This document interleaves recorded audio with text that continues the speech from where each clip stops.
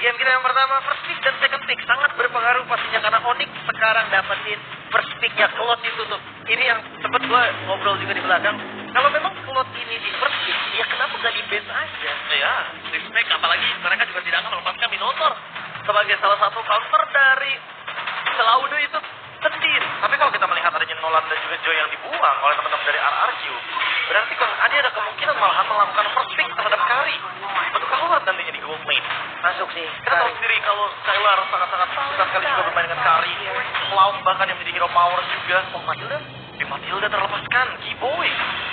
Ditekankan dengan adanya Guinevere mungkin yang masih sampai saat ini dilepas bang. Belum benar-benar menjadi salah satu ancaman, tapi ternyata Arlott lah yang menjadi pilihan dari Onyx. Menurutku sangat-sangat make sense. Karena kita tahu sendiri power dari Arlott yang sudah diubah sedemikian rupa ternyata masih sangat-sangat sustain banget di lini depan. Cukup setuju gue. Dengan ditukarnya ke damage kan harusnya sekarang. Jadi vengeance-nya bisa lebih efektif. Tapi ternyata build ke arah defense pun masih terasa bang. Mungkin kalau mau di nerf, kayaknya efek double damage vengeance-nya itu sih bang yang harus dikurangi. Iya, 1,75. Gak masalah. Boleh lah, nawar. Kurang dikit lagi boleh gak bang? 1,5 boleh lah, diambil 3 bang. Boleh. Nah, sekarang kita kan juga sempat membahas kalau dengan adanya problematik yang dimiliki RRQ adalah tidak ada jalan yang terbuka dengan sangat bebas ke depannya. Dan itu terlihat dengan adanya Arlott ini. Arlott ini mau dimanapun kondisinya, Rom atau EXP akan menjadi penjegal setirat. Itu sudah pasti. Tapi dengan drastis seperti ini, aku kayak meragukan kalau Baxia bakal jadi pick yang menarik untuk pick dari RRQ. Apalagi ketika kita berbicara dari Cici dan Angela. Iya, makanya apalagi dengan ada Angela sebagai salah satu sosok yang sudah dimunculkan. Tapi melihat permainan dari tim RRQ, mungkin Baxia yang akan diambilkan sekarang atau dia bakal memilih ke arah Lilia terlebih dahulu. Atau jangan-jangan Barat Angela. Baxia kayak lebih kuat gitu sih. Ya, karena Baxia lebih lock in juga bagaimana. Early game-nya juga lebih kuat untuk melawan caranya Fredrin. Barang mungkin Faramis. Patternnya juga jadi lebih cepat ya sih kalau Baxia. Betul. Dan mobilitasnya kan dia bisa megang rotasi juga. Walaupun seandainya Baxia, Angelanya tuh rata-rata masih main sama Cici kan. Iya, pasti. Lebih sering sama Cici lah. Untuk sekarang pick 3 sebelum menuju ke base akan menuju ke arah Baxia. Pick yang paling bijak tentunya karena ini adalah draft Baxia, Angela dan Cici. Sehingga nantinya para mix pick ini akan sedikit terdinai dengan kehadiran dari damage yang tentunya akan sedikit menabrak ketika apalagi Yoyo-nya ready dengan adanya Cassette Call export di band karena mereka Don bisa lebih sebebas mungkin untuk mengamankan engage dia kalau di belakang. Semua mereka juga melihat potensial yang cukup besar untuk Rom dari Arlott tersebut. Oke. Tapi ini dia yang paling menarik dari Irat ya. Alasan ingin bertemu Kairi adalah karena tim lain hypernya atau junglernya itu adalah tank. Dan dia ingin menghadapi ya pemain assassin yang padahal di game pertama, game pembuka kita masih bermain dengan utility. Ya. Kayaknya game kedua kali bang ya, mudah-mudahan. Atau game yang ketiga? Atau kalau Tiga ada. Next bang ya. Kita tunggu aja pokoknya bang. Itu Tunggu dia. Assassin udah naik daun lagi bang. Iya dong, tunggu pen terbaru bang. Benar. Banyak Tapi ternyata banget. Kairi gak sabar juga nih. Ingin berjumpa Irat, soalnya belum pernah ketemu dengannya di turnamen resmi.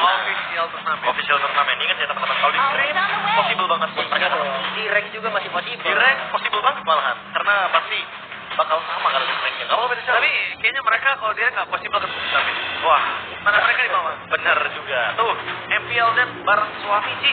Saya Evo Stream tapi ngidam nonton Kairi Onyx. Oh amin. Waduh. Iya mas, gak ada yang tahu mas nanti lahirnya ganteng kayak Kairi. Bener. Jago main assassin. Bener. Tuh. Ini langsung dikasih tuh bang, kameranya digedein bang, aman ya. Tapi appreciate buat abang suaminya ya berarti ya. Abang selalu menuruti apa kemauan istri itu loh. Ini dia. Itu loh, Ci. Oh di itu kan? Saya gak punya. Mudah-mudahan. Istri KB. Sama istri kami lu yang turun. Iya. Lah kalau istri KB bilang mau ketemu gua, Benar. Bener sih. gua turutin. Bener sih nggak tahu. Karena langsung hidung gua lebih mancung daripada KB. Siapa tahu. Bener. Iya. Siapa tahu Matildanya dilepas, ternyata enggak kan? Nggak mungkin. Enggak sih itu. Masih enggak. ditutup kan, PS Karena kedua punya loh. possibility untuk Butch membawakan Arlott juga sangat-sangat memungkinkan di sini. Fredrin Betul. Arlott combo banget. Kalaupun ada di Giboy, menurut ini bakal jadi offense banget playnya. Ini kalau sebelum Matilda ditutup ya keputusan buat saya buat tanpa alasan. Karena ya seperti kata Profesor KB masih bisa 50-50. 50-50. Iya benar, itu Benar. bahasa Indonesia makin dicampur benar deh. Benar. Tapi kalau misalkan skenario gue nih, Arlotnya dijadikan rover ambil Pakito di Excellent. Kalau pakai itu Dexilent kayaknya bagus banget karena kebetulan Angelanya udah pasti bakal meyakin lane jauh. Dan Cici, menurutku juga bukan tipikal hero yang sangat-sangat bisa enjoy ketika dia harus melepaskan lane jauhnya. Nah, kalau atau Benedetta. Karena kita tahu sendiri Benedetta juga make sense banget untuk bisa menjauhi lini jauhnya biar makin jauh lagi speed push juga bakal mengganggu. Sama satu lagi yang mungkin harus mereka perhatikan adalah kali ini backline-nya itu mereka udah harus siapkan karena ini akan ada team fight yang solid kalau menurut aku. Itu jawabannya. Ternyata Iya. mereka tidak memilih untuk memegang lane jauh. Ya, tapi mereka butuh backline yang solid. Kenapa? Udah ada Paramis. Bukan tanpa alasan kalau bisa dia pick Paramis di first phase-nya ada sesuatu yang dilindungi. Entah EXP, entah mungkin gold-nya. Tapi kan kalau di posisi Onyx, EXP-nya tuh jarang banget untuk dilindungi. Dan Iya, ini iya. deny untuk Ixia juga sih. Membawa sebuah Yuzong yang notabene tentunya akan beralih ke mid range. Mungkin Bruno yang akan dibawakan untuk Skylar kali ini. Bruno White atau Flynn. Kalau Clint, menurut gua nggak setuju sih. Bukan tanpa alasan. Tapi ini Hari. agak sangat sulit. Back Masalah on attack speed. Masih Kari ya. Jujur gue ngeliat Kari ada ancaman dari Yuzong, terus match-up-nya sama Brody juga. Ini kan bukan hal yang mudah kan. No. Kalau aku malah merasa Boots harus lebih berhati-hati. Karena kita sering sekali melihat, mungkin referensinya kemarin untuk bertemu dengan Aram. Yap. Ya kan? Aram ketika menggunakan Black Dragon Form, dia nggak landing ke bawah, Lip. Langsung pecah di atas naganya. Iya, iya. Dan itu iya, yang iya. mungkin dicari juga dengan pick terhadap Kari. Mungkin di beberapa kasus bisa kayak gitu bang. Tapi di Max Purify ini permasalahannya ketika Arlot dan Fredrin yang change sisinya luar biasa. Itu dia kan bisa main dari awal juga. Tapi kalau dari counter index ternyata masih condong Onyx kan. 0,9 poin. Poin yang tidak terlalu besar sebenarnya. Karena Baxia Cici Angela ini bisa pegang kendali early to mid game. Yang walaupun Onyx sekarang benar-benar punya potensi untuk bagaimanapun caranya mereka menghentikan turtle setup yang akan dibawakan juga ketika ada Fredrin Paramis yang sangat powerful sekali. Ini dia Royal Derby Best of 3 Series yang akan kita jalankan. memang kita sudah sering melihat Onyx dan juga RRQ Hoshi bertemu. Tapi mungkin ini sebuah rindu antara Albert dan juga Skylar bertemu. Apakah Skylar mampu menghilangkan bayang-bayang Albert? Mari kita saksikan dan berikan tepuk tangan untuk Royal Derby. Wow, dengan gameplay yang mungkin terbilang mirip ya, cuman harus hati-hati juga nih sama power lane ya. Karena Onyx dia lebih ke team fight nih untuk dari 5 hero yang diambil. Power lane ini bisa jadi titik lemahnya. Ya, tapi kalau kita berbicara untuk lane jauh, bermain dengan Kari Angela bisa jadi opsi juga. Sehingga Karinya nggak bakal dengan mudah untuk di shutdown ketika ada hard guard dari Brusco. Tinggal kita lihat apa opsi dari itemnya, apakah fleeting time dijadikan opsi utama. Karena sekarang melakukan poking damage terhadap Suns adalah solusi dari teman-teman RRQ Hoshi agar nantinya di setup turtle mereka lebih dominan. Makanya ini early-nya agak susah buat Suns juga. Karena Okta ya, Valentina terbilang strong lane juga. Ya, fokusnya damage-nya itu loh. Ya, tapi untungnya aja Kiboy juga menahan itu semua. Karena kalau Kiboy mau main Vengeance jauh juga untuk maksa ke arah Okta, ini nggak bakal berguna dengan ada Brusco di sana. Wow. Jadi akan cuma wasting the spell aja. Di dual jarak top lane. Kondisi Irat dia bahkan di depan sana menggunakan Retribution untuk mendapatkan putra tersebut didapatkan oleh perempuan dari tim Marakyu. Informasi yang sangat mahal didapatkan Irat tidak adanya level 4 dan masih jauh. Sedangkan di sisi sana Irat tahu dia masih level 3 tapi meanwhile dia dapat 1 point kill. Level 4 bisa menjadi jawaban dari Kairi. Mencuri satu jungle dari Irat yang menurut gue pribadi ini cukup berimpact loh. Ini Iya, yang iya. tadi gue bilang kan, kayak Barat sama Baxia. Baxia akan lebih enak, rotasinya lebih jalan deh. Oke, tapi one by one situation. Skylar versus Albert di bottom lane. Sang tuan muda kali ini membuktikan kekuasaannya di atas Skylar. No, ya seperti ini sebenarnya pertemanan lama, tapi team fight tidak bisa dihindari. Ini pasti tidak bisa dihindari di top lane. Bahkan Don trigger dengan revenge yang dimiliki. Irat dengan Kairi posisinya menangkap posisi para pemain dari arah sudah dapat spotnya. Gak bisa melakukan apapun. Kehilangan Kairi ketika parcelnya ada di lane of Don. Ini bukan keputusan yang baik dan ini sebuah pertanyaan yang Profesor kami pernah tanyakan. Early game RRQ untuk mendapatkan turtle pertama mereka cukup sulit, tapi kali ini mereka membuktikan ya Profesor. Mereka sudah menemukan solusinya dan itu adalah offense play ke exit lane. Kairi dan Boots tumbang di early game bukan potensi yang baik. Karena kita melihat tentunya kali ini Irat akan hadir ke area turtle dengan level yang lebih siap, Lim. Makanya makanya walaupun memang udah dapetin kill tadi di XP lane, tapi karena retribution yang masih cooldown juga, Irot ya lebih milih untuk reset lagi. Dan gue suka banget pergerakan Sun yang adaptif banget. Dia tarik langsung turtle-nya, dia reset turtle-nya, ngebeli waktu lagi sampai teman-teman dari Onyx ready. Iya, jadi Aral Kyoshi gak bisa set up turtle dengan cepat. Solusi yang benar-benar sangat-sangat cepat dari Sun. Play adaptif. Dan kali ini malah mereka yang take over turtle-nya. Lagi-lagi turtle pertama. Masih akan diperebutkan walaupun Irat unggul secara level dan Kairi akhirnya menyentuh ke level yang ke-6. Tapi team fight harusnya tidak bisa dihindari lagi. Oke, kali ini mereka udah membuka. Dan juga arah turtle di depan sana. Memaksakan ke arah Kibo untuk masuk dengan finish yang dimiliki. Dan langsung ada Hardcut. Parabis dengan NetherRealm. Termasukkan dari Semararju. Memundurkan satu bar retribution yang tidak diperas. Tampaknya Kibo tumpang. Termasukkan dari Semararju. Mereka memaksakan satu basipat kembali yang tidak bisa dihindari oleh seorang Kairi. Meskipun begitu Okta tumbang, tapi lihat retribution di tangan Kairi. Berhasil didapatkan. Satu yang pertama. Meskipun Kairi harus tumbang, dia harus komplain. Selamat, gak berhasil. Don gagal untuk menjelaskan tugasnya. Dapatkan. Pun masuk nowhere. Berhasil menangkap Milatan. Pun still survive in the top lane. Oh my god, dikembalikan bahkan Bruce Crown-nya pun akan tumbang. Masalah utamanya adalah team fight turtle tadi. Kairi itu gak pakai retribution. Irat terkena energy eruption. Dia terkena taunt. Dia tidak bisa menggunakan retributionnya sehingga lagi dan lagi Ranger emas. Kita harus melihat Aral Kyoshi yang dulu kita kenal dengan turtle pertama poinnya sangat luar biasa. Mereka kehilangan kendali kembali terhadap objektif pertama mereka. Masih dengan kehilangan turtle pertama sampai saat ini.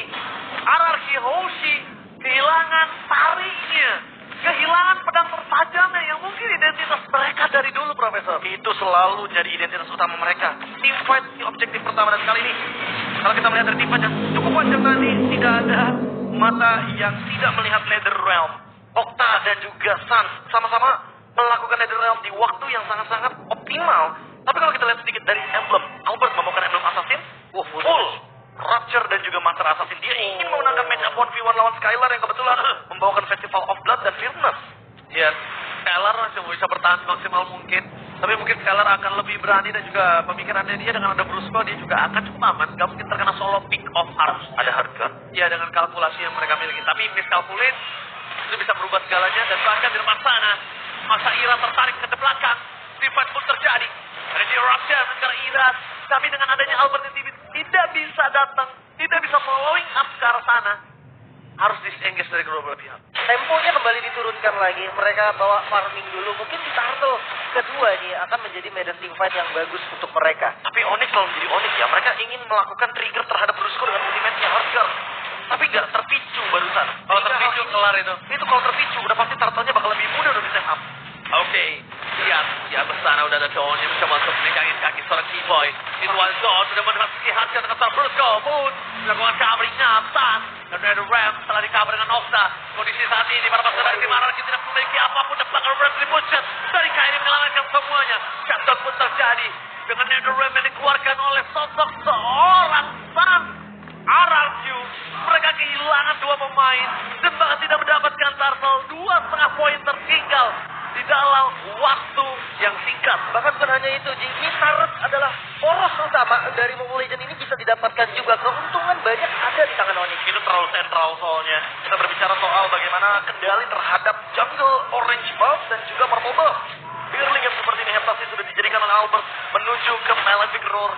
Dan bahkan kalau kita lihat dari Yuzongnya pun Hunter Strike. Dan sepertinya akan menuju ke War X juga.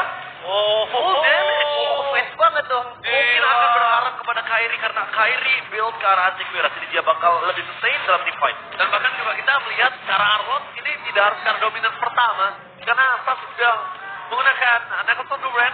Jadi dia akan turunkan temponya dan akan lebih membuat tebal.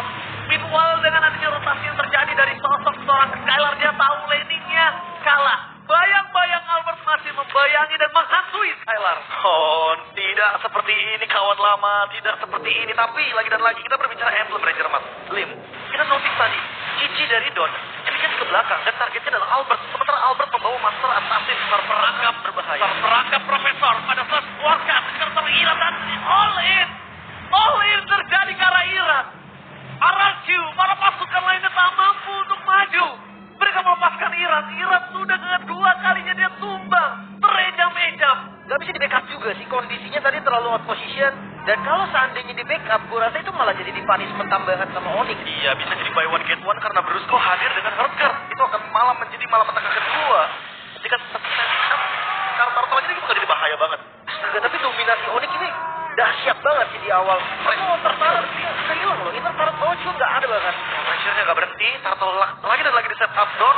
Harus berhati-hati. Dia jump in ke belakang, ada Albert, Master Assassin akan aktif. Tapi lihat di sini lagi Harker sudah memasuki Dawn. Pada setelah Sparkle dengan ada Battle Round.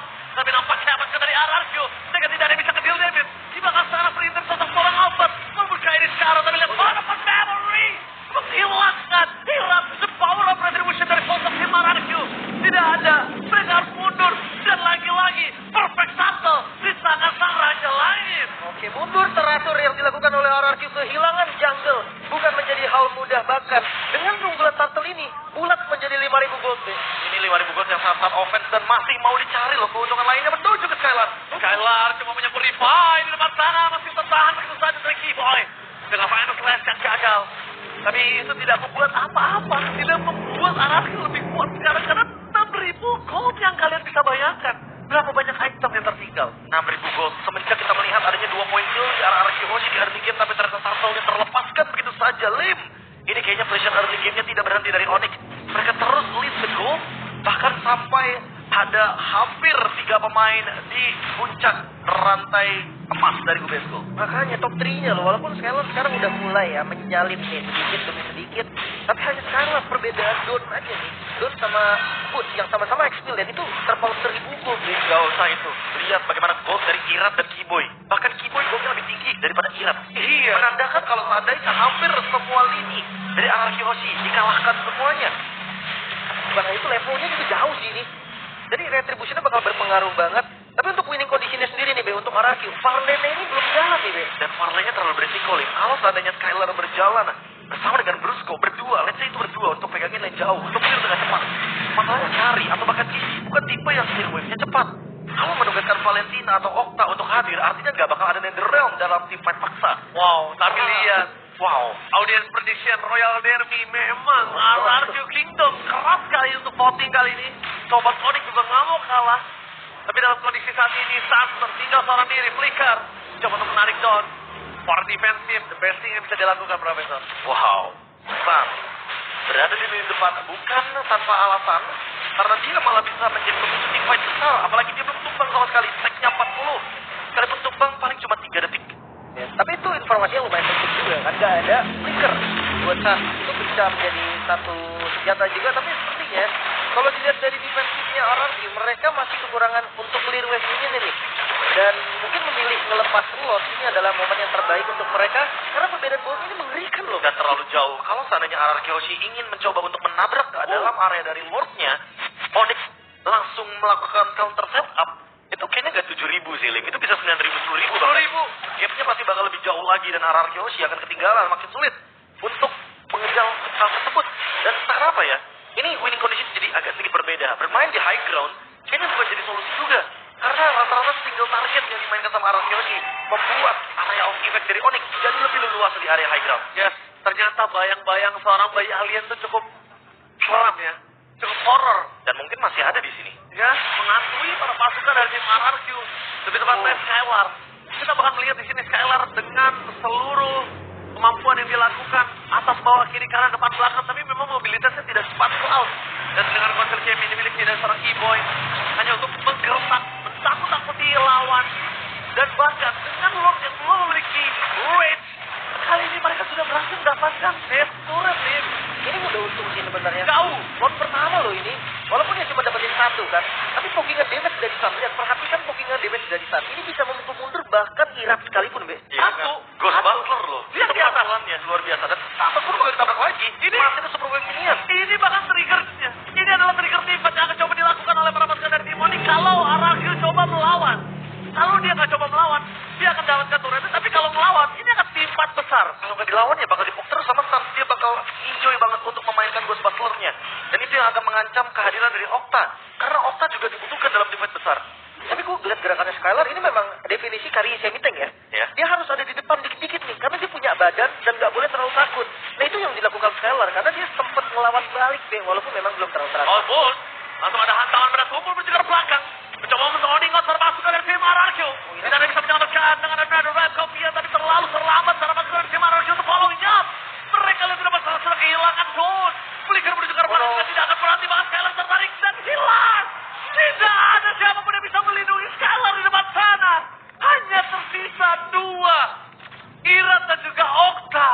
dominationnya udah mulai berjalan juga. Mungkin mereka udah pengen dapetin besaran atau bahkan close game-nya. Yes, dan bahkan di arah bottom lane akan tidak bisa di-defense sama sekali. Mencoba untuk menahan Iran, akan coba dihilangkan dengan sangat cepat. Saat menarik Iran dari sana. Dengan Red bisa dikeluarkan dan akan dilengkapkan. Pertarungan Oksa looking for white ball. Onyx, sang Raja Langit, masih mendominasi di game yang pertama. Dan bayang-bayang sang bayi alien benar-benar menghantui Kayla. Oh my god, full domination. Onyx 13 menit saja waktu yang dibutuhkan untuk menumbangkan RRQ di game yang pertama. Total destruction. Ini dominasinya nggak terhenti deh dari turn pertama sampai game. Dan Albert kali ini benar-benar membuktikan bahwa memang bayang-bayang itu masih ada di Taylor. Dia benar-benar tertutup dari segi dominasinya. Laning pun dia menangkan. Ditambah lagi dengan perfect turtle, perfect domination juga untuk teman-teman dari Onyx. Hal ini yang membuat pressure dari Onyx tidak terlepaskan sama sekali. Dan RRQ Hoshi harus bersekutu di game yang pertama. Wow, padahal gue udah melihat sesuatu yang baru di mana goaltendernya sama-sama ditaruh di belakang. Tapi sayangnya nggak cukup. Kari, apakah Kari ini pilihan yang kurang tepat deh? Aku malah merasa itu kayak jadi pilihan yang paling oke untuk bermain dengan front to back. Tapi kita tidak melihat dominasi dari awal game lane. Sehingga front to back-nya tidak akan berjalan. Kenapa? Karena ada perbedaan gap 7.000 gold. Iya, iya. Sampai dengan 10.000 gold. Sekalipun itu Karinya udah selesai dengan Golden Staff. Mau coba untuk fight. Ini nggak bakal bisa untuk membalaskan minimal 1 poin kill. Karena terbukti Kairinya pun selesai dengan Oracle terlebih dahulu. Dan hal tersebut juga yang membuat teman-teman dari RRQ Hoshi kesulitan untuk close the gap. Bukan cuma close the game, tapi mendekati gap gold yang sangat-sangat jauh sekali. Wow.